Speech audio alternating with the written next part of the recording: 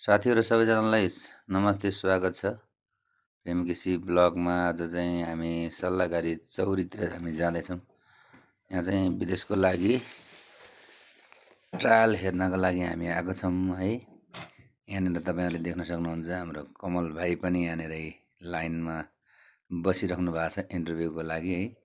उतातिर ट्रायल पनि भइरहेको छ। यो बसको लागि चाहिँ इन्टरभ्यू हुँदैछ र टेलरको लागि चाहिँ तपाईँले देख्न सक्नुहुन्छ प्लेटफार्म।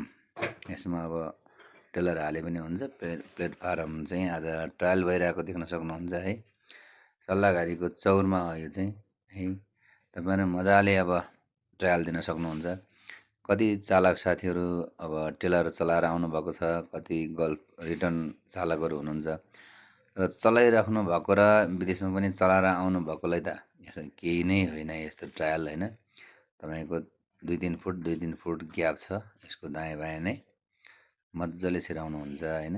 अब हामीहरू जस्तै अब 6 चक्के चलाउने, यी 10 चक्के चलाउने, यी ट्रकहरू, यहाँको सानो सानो बसहरू चलाउनेलाई चाहिँ अलिकता गाह्रै हुन्छ ट्रायल दिनको लागि। अब यो दायाँ बायाँ कता कता काट्नुपर्ने भन्ने कुरो नै आफूलाई अनुभव हुनु पऱ्यो है।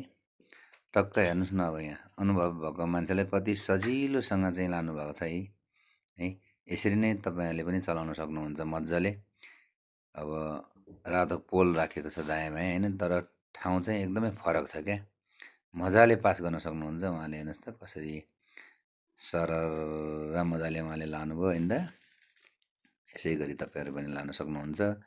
र नेपालमा चाहिँ अलिकता बेरोजगारी पनि हुनुहुन्छ र रोजगार नेपालमा छैन। ल हेर्नुहोस् न, उहाँले टक्कै पास गर्नुभयो। ल टक्कै उहाँ ट्रायल हेर्ने मान्छे सिटी पुगिदिनुहुन्छ, पास हुनुभयो।